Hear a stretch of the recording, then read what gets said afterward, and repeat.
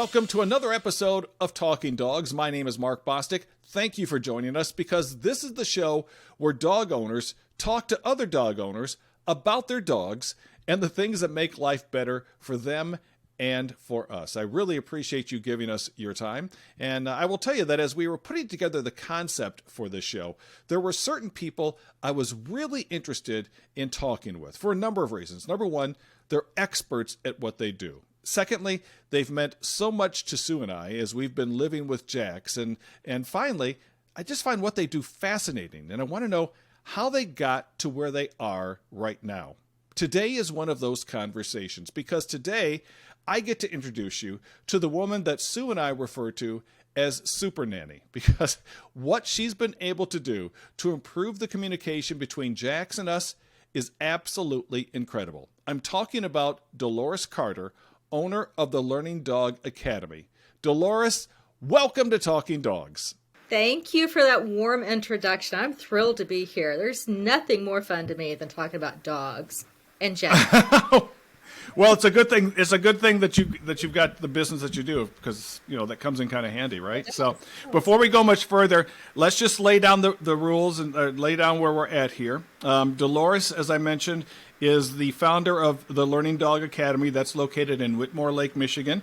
So, if you are close by, reach out and grab her, and if you're not, your life is horrible. I don't know what to tell you. She's got online presence, though. I'm sure she'll help you out. Her website is thelearningdogacademy.com. She earned a certificate in applied animal behavior from the University of Washington, and she's maintained her certification as a fear-free trainer and completed a certification in aggression in dogs. She's also been certified by the Karen Pryor Academy. And if you don't know what any of that means, we will explain all of that in the next few minutes. But she lives in Brighton. She's got two huge dogs, two huge Great Danes, which is incredible to me, Rhodey and Ursa. And she's got some kitties. She's got Oliver and Rosie and a flock of hens. And so that's where Delores is coming from.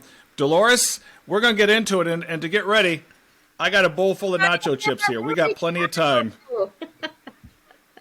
Yes. So let's just get into it. How long have you been consumed and devoted to working with dogs? Wow. For a long time. So I would say as a volunteer, I started fostering dogs, Great Danes actually, almost 15 years ago. And we've had dozens of Great Danes come through our home. And then professionally, I worked for a small nonprofit in Nashville before moving back to Michigan, and I've been a professional dog trainer for a little over 10 years now. Wow, for 10 years. Now, how long has the Learning Dog Academy been in business? 7 years. 7 years, okay. Yeah. Okay. So yeah, we started out just going to people's homes and working out of barns, right, to teach group classes. And we just opened our own facility last year. Okay. Yeah, because you do have a standing facility, which is fantastic, even though I've never been there. But you also have the service where you come to people's homes, and that's how we met. And like I said, you've helped us unlock the treasure chest, which is Jax, who, by the way, I should let you know, if you want to see how he's doing. Look at there he is. Calm, just cool. Chilling like a villain. Yeah, that's what we want. Yeah. I took him out earlier today, and I've got videos of that. I'll send it to you, and you can laugh at me like you always do.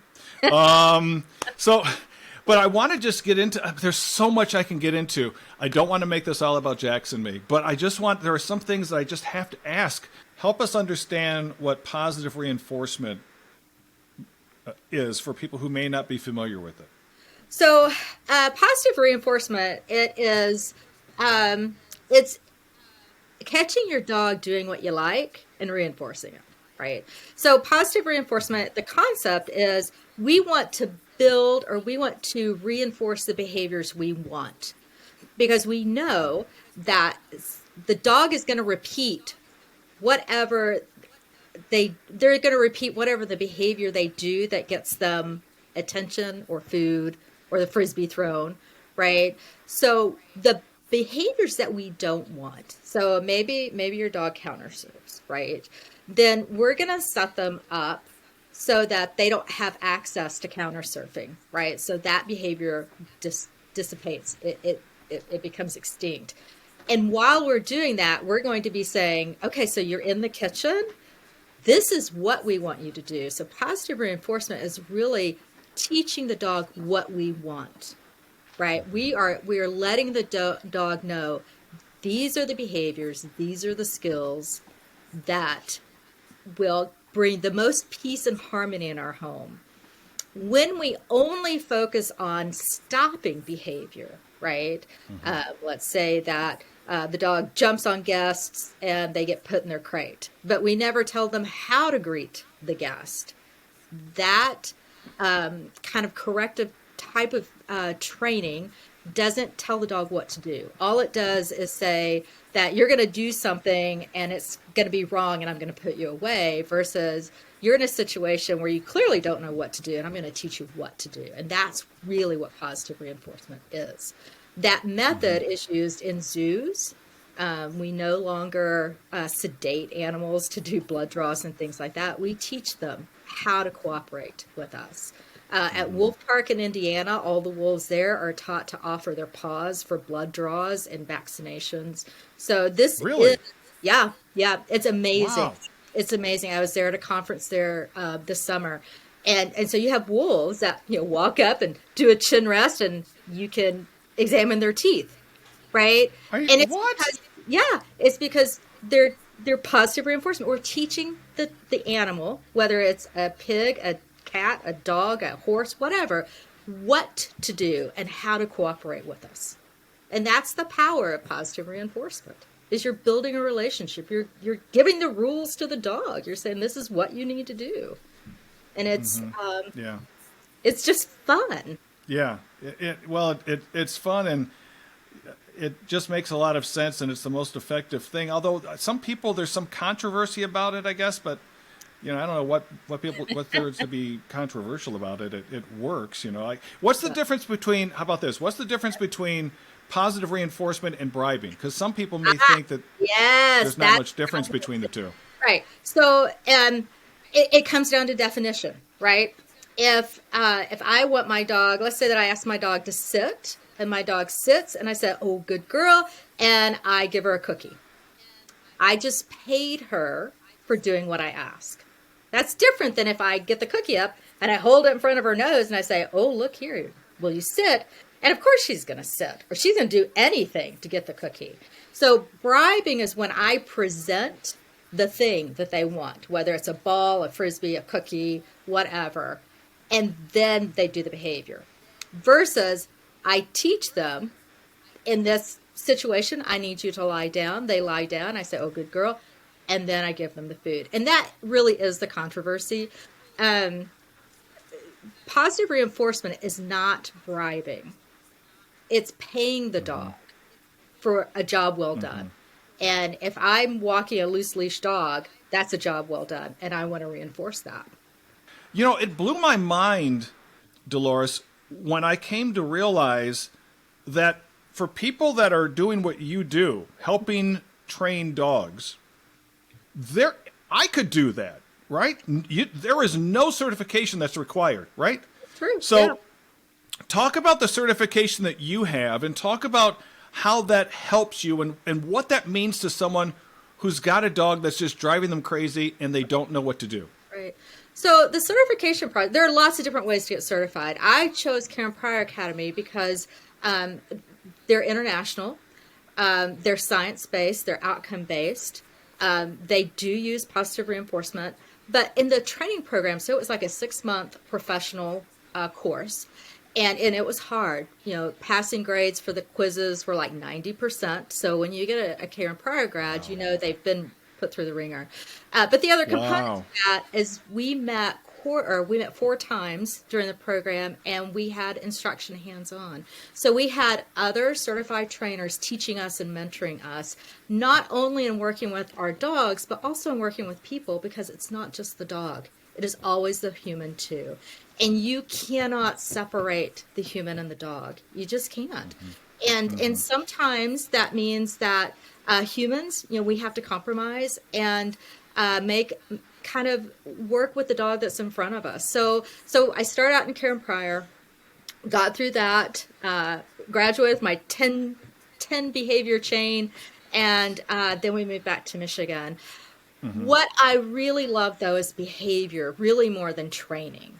And that's why I went to the University of Washington to their applied animal behavior certificate program. And that's for training professionals. You already have to have a training background to get into that program. And I will say, what's the difference between behavior and training? Yeah, that's a great question because they're all tied together. But typically when people say training, they're sit down, come, stay, maybe agility, nose work, right? Those are skills. That's very different than behavior. Behavior is going to be, why does your dog do what they do? Why does your dog, Jax, insist on stalking things? And the answer is behavior. They're genetically hardwired to do that. For myself, for Great Danes, why do Great Danes just like hang out until stranger danger and get up and woof? It's because they're a part of the guardian group. And that's where behavior is so important. And people sometimes get really confused. My dog doesn't act like the Labrador Retriever down the street. And it's like, well, your dog's a herding dog. They're different. They're going to behave different. So in behavior, we talk about genetics. We talk about fear, anxiety, aggression, impulsivity, hyperactivity. All those things fall under the category of behavior. And in my personal opinion, you cannot train a dog well unless you understand the behavior behind it. So in other words, if I'm hearing you correctly, the difference between training and behavior is training is working on the surface, right? It's just getting the dog to do what you want to do in that moment. Yeah. But behavior is digging to the foundation and saying, let's figure out what's going on here, right? It's kind of like the difference between some of those buildings that you see in Hollywood that look good from the front, right? But they're only one-dimensional, right? Is that kind of what you're talking about? That's a great way to describe it. Absolutely. My time as a foster and then running a small shelter, that is really, I would say, where my heart is, that underlying why do dogs do what they do, followed by why does what dogs do drive people crazy? Right. Like, Ursa walks by and grabs, I don't know, my breakfast off the counter, right? That's normal dog behavior. Is it desirable from my perspective? No, but it's normal dog behavior. So I love the picture of you. I love the picture of you as a professional in the dog world, having a situation where your Great Dane just walks by and grabs the food, and you're like, "Hey, excuse me, I'm a professional. Right. You should know better, right?" You're a dog, right? Yeah, I should know better. I should leave my breakfast out there, right? And she's like, "Thanks, Mom. I knew you liked it. Enrichment for the day." Man, okay, all right. So I got to stay on track because we've got so much to cover, and I'll keep you here all day, but we can't. So tell me, Delores, what does your typical day look like when you're at work? Because for us, we see you for an hour and a half at a time. But what is your typical? Just lay us out for what your typical day looks like. So typical day, I make sure my dogs are taken care of first. Walking, enrichment, snuggles. Then it's off to my home office. So I have two offices. I have my home office, and then I have my office at the facility. And then it's emails, reviewing videos. So I love it when my clients send me videos. It helps me know what's going on when I'm not there. And phone calls. And then it's in the car. So I will drive 500 to 600 miles a week to see clients. Wow, really? Yeah, so that hour that I'm with you, it may be 45 minutes from my previous client to get to you, and then I spend an hour with you, and maybe I go home, and then, there's the catching up of the note-taking and the administration, marketing, that kind of, but it is a lot of driving. How many clients do you Yeah, how many clients do you typically see in a day? It really depends on how spread out they are. Four usually. Sometimes it's only two or three. Like if I have clients an hour and a half or 2 hours away, then that means I may only get to two clients that day. Right. Man alive. And I imagine you see all sorts of situations and breeds and frazzled nerves and everything like that. Yeah. Yeah. You do, but it comes down to one thing. How can I facilitate the human and the dog communicating and living well together? That's it. Regardless of what the problem is. That's always the goal. Yeah.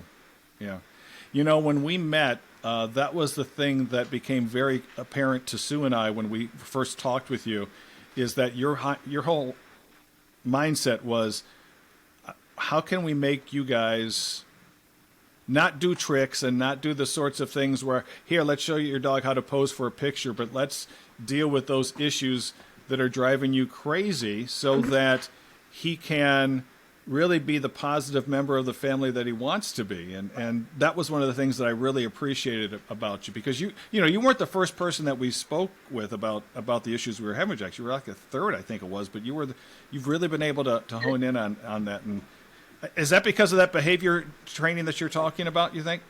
That's part of it. That is part of it. Part of that goes back to my time at Karen Pryor, where it was emphasized that you're working with people too. It's not just the dog.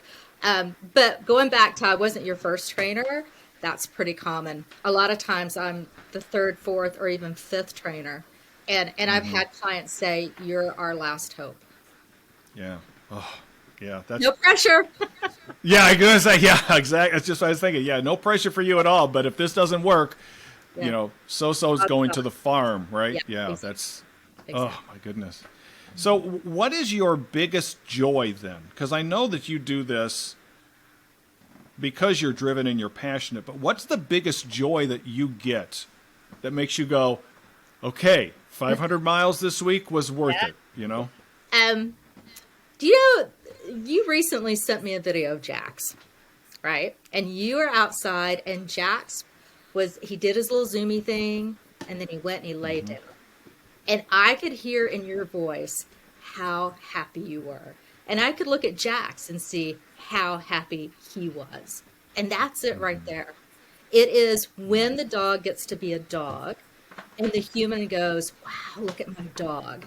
And the human knows that they were part of that process. It wasn't a trainer coming in and waving their magic wand or whatever. It was their part of that process. And I believe that when the human is part of the process of moving their dog to where they need them to be, that it's joyous for them. There's just no other way. People explode with pride in their dog.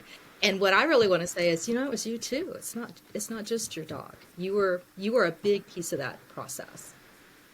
Yeah, well, I know a long time ago there was a guy that worked with horses, and they called him the original horse whisperer. Sure.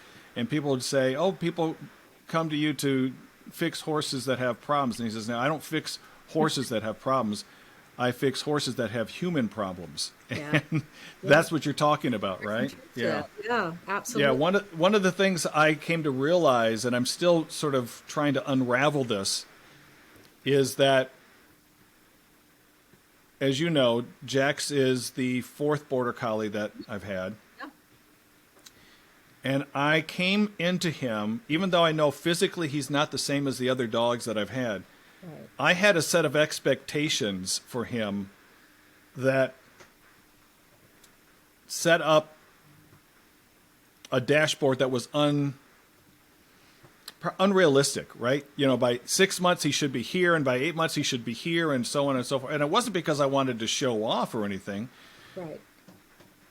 It was because I know that he has the capability of doing it, and I just want to make sure that he's put in the best, that he's got the right amount of training so that he's best prepared for just about any type of situation, right? Not for my sake, not so I can show off, so that if we go somewhere and there's a bunch of people, he doesn't have to be that dog that seems to be aggressive, or he's not the one that people have to cower away from, right?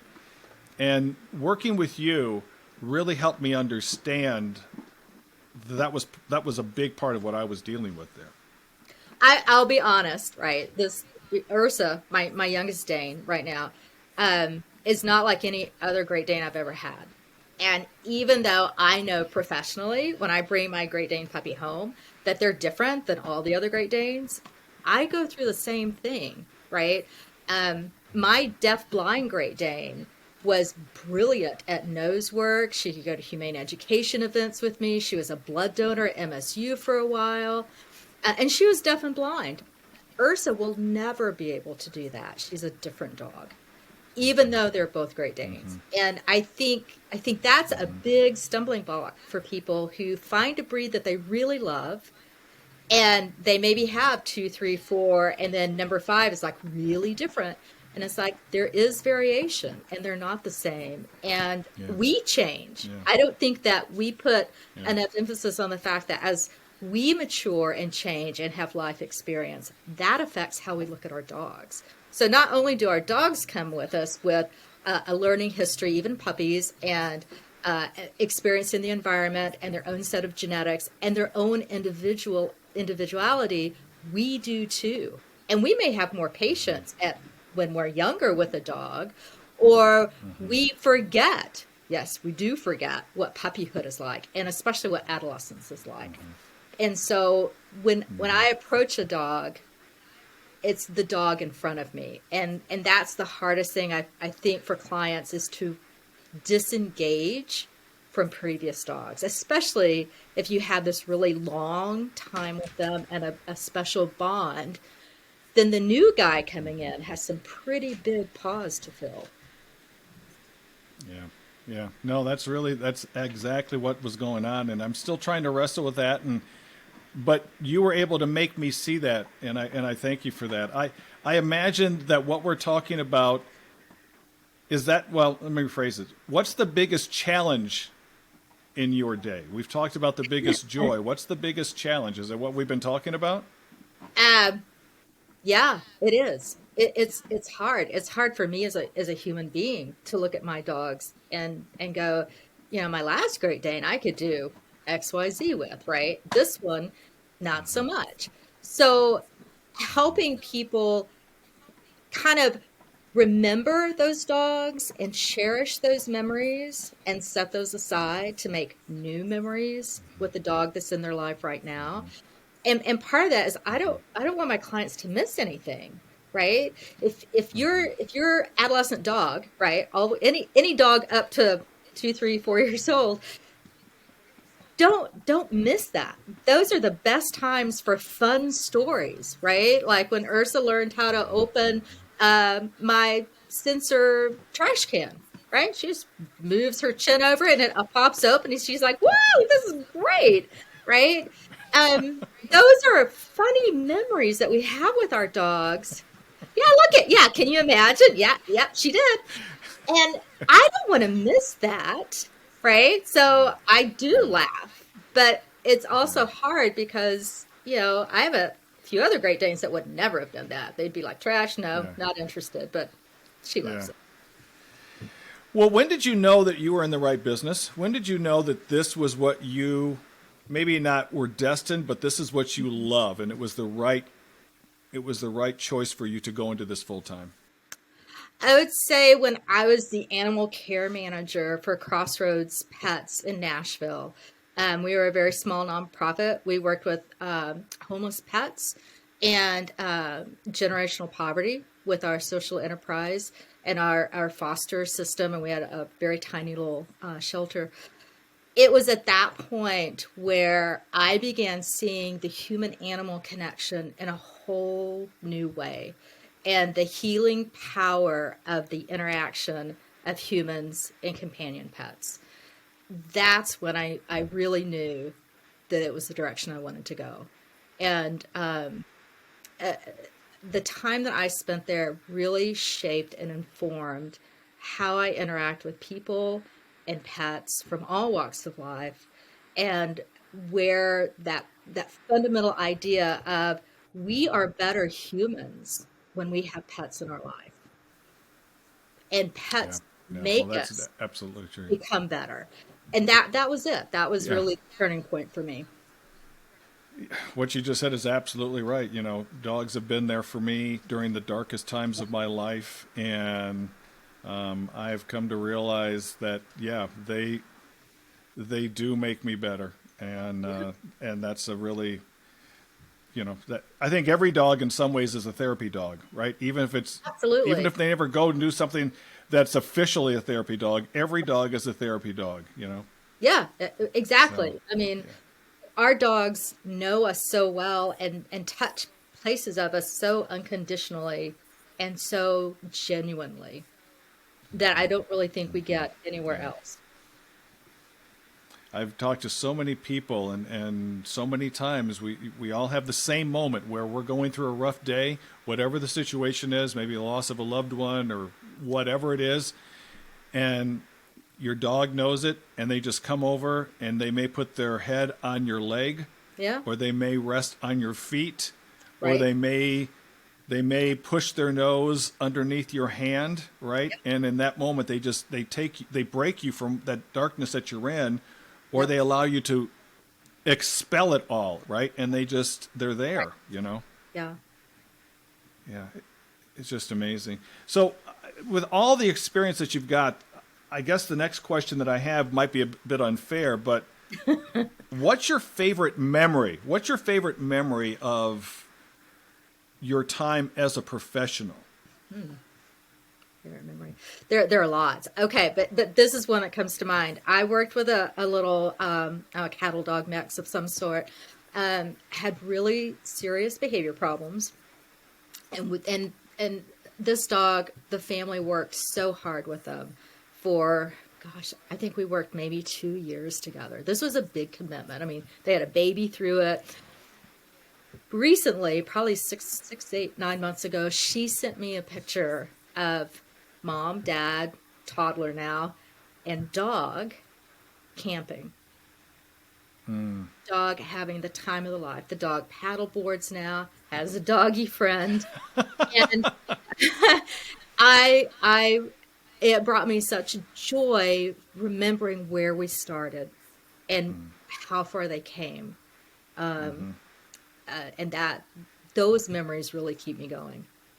Yeah, yeah. Sure, that makes sense.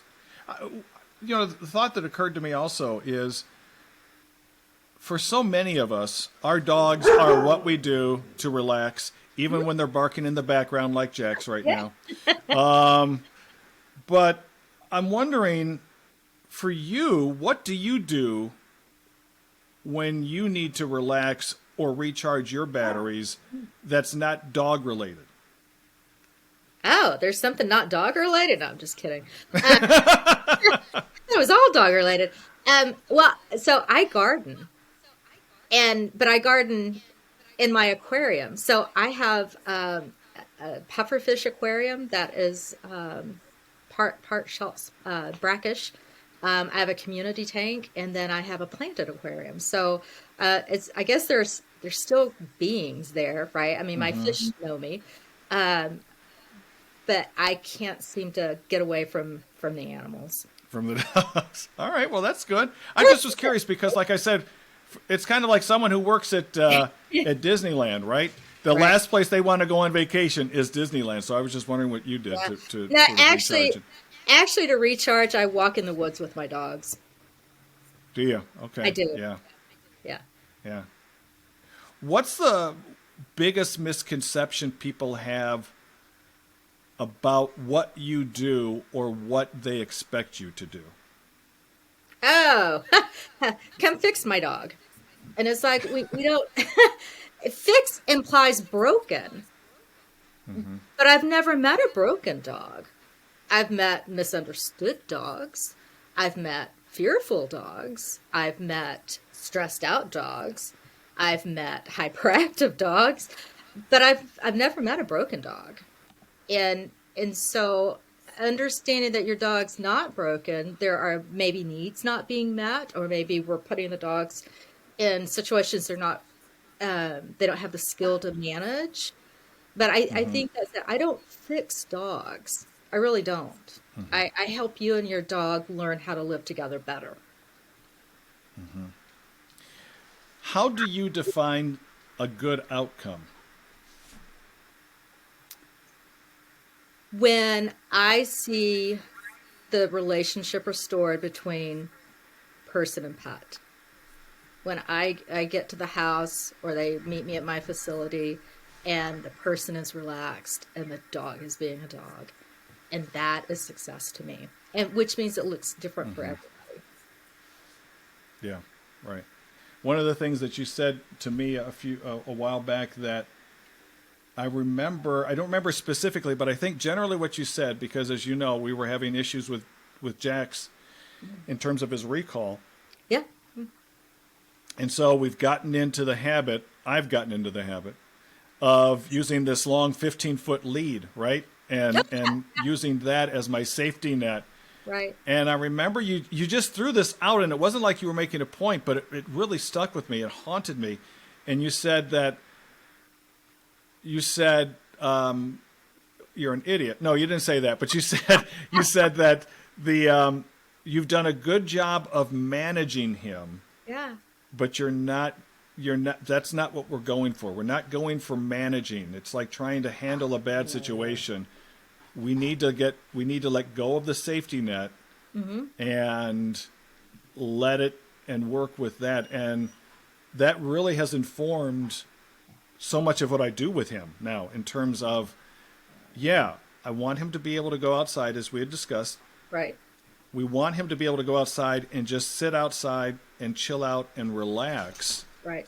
And when he does that, that's why I have those reactions that you talk about on the videos. I'm like, Uh, oh my gosh, he's doing it. right. And I shouldn't be surprised. I'm listening to what you tell me to do, so it's like, yeah, that's kind of why I said it. But it's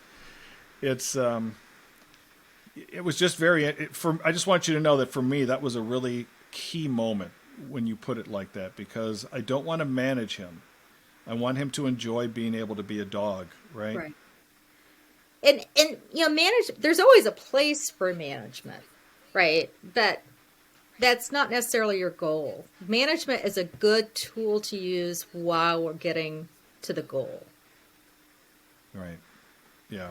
And I think when we came to know you,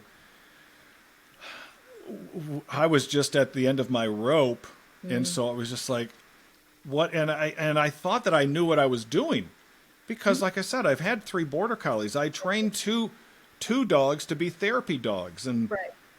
and I thought I knew what was going down, right? Even with border collies, but Right. homeboy over here, he just went, "Well, aren't you cute? Let me just show you this, huh?" But Uh, yeah. he's just But himself. yeah, yep, he is. And I have to drop the expectations. That's the thing that I'm still working on that, but I appreciate you for helping me understand that. You mentioned this earlier, the difference between training and behavior, and we talked a little bit about certification. Yeah. If people don't live in the Michigan area and they can't have access to your online presence, Hmm. and they need to find someone who can help them in their area, Yeah. and they've tried the quote unquote pet trainers in big box Right. stores that we shall not Right. name, and they've spent how many months on YouTube looking at different things. Yeah. What should people really look for who are at the place where their dog is just not where they need to be for the sake of the dog Sure. Sure. when it comes to looking for someone to help them? So I would go online and I would search KarenPryorAcademy.com. All the graduates are listed there, and you can find one locally. The International Association of Applied Behavior Consultants, of which I am a member, they have a training directory. FearFreePets.com has a training directory, and those trainers are all certified as well. That's where I would start. I would start with a good certified outcome-based trainer. and they're growing. There are great trainers in everywhere. Great trainers that do Zoom. I'm branching out and having Zoom clients now. There are many, many ways to access great training, but Karen Pryor Academy, IAABC are where I would start. Because you deal with all sorts of different people and all sorts of different breeds, you look at the world differently than us civilians. Mm-hmm. So if you were ruler of the world and you could say the words and it would be, so let it be written, so let it be done. Okay. What would, if you could change one thing in the world of dogs or dog/owner relationship, what would that be? Would you outlaw something? Would you get something off the shelves that we all see? What would you do? Oh, I would teach people how to take the perspective of their dog, right? I don't need to get rid of anything or add anything. If I can help people just see things through their dog's eyes or see things through their cat's eyes, or like I got to train pigs, right? That was so much to train a pig to walk loosely, right? Really? Yeah, cool stuff, right? But I have to go, well, Pig is not a dog and Pig is not Delores. What does Pig think? What is motivating to Pig? What makes Pig happy? Why would a pig walk next to me? What would be motivating, right? And the minute we can step outside of ourselves and look from a different perspective, whether it's, the perspective of our neighbor or whatever, I think it opens up our eyes and makes us better people. It makes us better communicators. And I think it helps us set more realistic expectations. So you're not talking about getting down on all fours necessarily. You're just talking about really, that's so hard. That's so hard, though, isn't it? It's easy, but it's something that anybody can do, right? And so the first time this was ever a big deal to me, I adopted a 10-week-old deaf-blind Great Dane. Heart of my life. She was the most interesting dog. No dog trainer would work with me if I didn't put a shock collar on her, which I didn't want to do. This was before I was a trainer. And you would have seen me like crawling around with her, trying to understand, how are you experiencing things? I was not prepared for this dog. She taught me so much. But wow, she experienced the world a little bit differently than my other dogs at the time, because she had her nose and she was brilliant and loving. Right.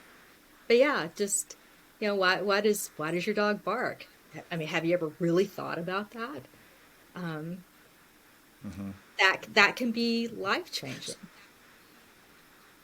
Now, for someone who's frustrated and they've come to the end of their rope and they've done everything, what's one concrete step that they can try and do today to get that perspective shift that you're talking about? Oh, that's a great question. So if you're really frustrated with your dog, I would throw a bunch of cookies on the ground and walk away. In fact, when I'm frustrated with my dog, that's exactly what I do. If I'm frustrated, I cannot look from my dog's perspective. I just can't. So the first thing I need to do is take some deep breaths and look at my dog and say, I know you don't speak English. I know that you may not understand life in a neighborhood. You may not understand life on a leash. You may not understand life in a car. And if I'm so frustrated, I don't have the skill to bridge that gap. So I'm just going to throw you some treats. I'm going to go in the other room. I'm going to sit down and I'm going to deep breathe.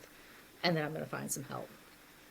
I mean, frustration, that can set you into such a tailspin that laughing with your dog, I think, helps. But the first thing you have to do is just relax, and your dog's not perfect, and that's okay. Yeah. Mine's not. Yeah. And I can tell you firsthand that one of the challenges I face is also trying to quote unquote find time. But when I look at it, it really doesn't take that much time. The stuff that I'm doing with Jax is, at max 10, maybe 15 minutes, which isn't a lot of time. And sometimes it's not even that. And if I'm doing it on a consistent basis, I do see results. And that's the thing, it's consistency, right? If you try to cram everything into a 30-minute training session, you're going to get bored, your dog's going to get bored, and you won't benefit from it, right? So that's part of what we do at Learning Dog is any homework we give you, we want it to be practical, right? We can do behavior modification in 10-minute sessions.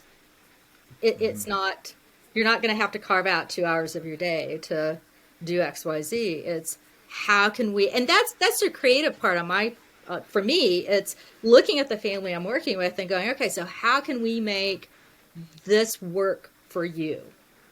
The directions I give you for your dog are different from what I'm going to give to somebody else, which keeps me They're on my much toes. simpler, and you use much smaller words, right? Because I know I'm the worst that you've had to deal with. My wife is amazing, but I'm the worst. I was thinking about the last time you were over, and she said that, yeah, I knew Mark was in trouble when he was in the backyard with Jax, and his arms were waving all around, and he was trying to chase after her. And I was like, yeah, that sounds like something that could have happened. Yeah. Yeah. But I have to say, one of the things that I find such joy in working with you is you're just so honest. This is what it is. And I do, well, yeah, I mean, you may be frustrated with Jax, but you're just like, here it is. And I think if more people could say, this is it, right? These are the things that makes my dog crazy. That would give us an easier starting point, right? Because your dog's not perfect, and when I walk in, your dog's going to jump on me, and that's okay. I've been jumped on before. Oh my gosh. Yeah, you're the only person he jumps on, so I'm so glad that he acts up in front of the teacher. That's just fantastic. Dogs would, yeah, because if the dog isn't doing it, how can I fix it, right? I mean, there are exceptions, right? If your dog has a habit of biting people, I really don't want to set him up to bite again. But if your dog is just a goofy dog that jumps on people coming in through the door, it's like, well, yeah, I'm happy to see you too. Yeah. It's so weird. Like I said, you're the only person he does that to. So you're in a hall of honor. That good. Yeah. Yeah. There you go. Well, folks, this is Delores Carter. She is the founder of the Learning Dog Academy, as I said, in Whitmore Lake, Michigan. We will include her website and ways that you can get in contact with her on our show notes here for this episode. Delores, thank you so much for today. Thank you for taking time with us and sharing your thoughts. I know you've helped so many of our listeners, and we really appreciate it. It's been a pleasure. It means a great deal. Extra cookies for Jax. He was great. And thanks. Yeah. Yeah, he was chewing on the Frisbee a little bit behind us. I don't know if you heard that or not, but he found a plastic Frisbee and he figured, hey, since they're recording, let me start chewing and acting up because, why not, right? Why not? All right, well, we're going to let you go, Delores. Have a great day. Say hi to Rhodey and Ursa for us. And listen, before you go, we just scratched the surface. Is it possible down the road you can come back and join us again? I'd love to. Anytime. That's fantastic. That's fantastic. You can give people the lowdown on what happens with me and Jax, and it'll be a good time, and maybe even answer some questions for people. So that'd be great. Yes. Fantastic. Thank you so much, Delores. Have a great day. You too. Thank you. Man, I could talk with Delores all day. She is such a wealth of knowledge, and she's so relaxed and easygoing, which I guess you definitely need with some of the things that I'm sure she walks into on a daily basis. Hope you got some useful information if you're looking for a trainer. And as I said in the beginning, what she's been able to do with our communication with Jax is just incredible. We'll have a link to the organizations that she mentioned in our show notes. And if you'd like to be featured on a future show, or you'd like to have us talk about a subject, just go to talkingdogs.com and drop us a line. As we close, please remember to like or subscribe so you can catch new episodes when they drop. That's it for today. We'll catch you next time for another episode of Talking Dogs.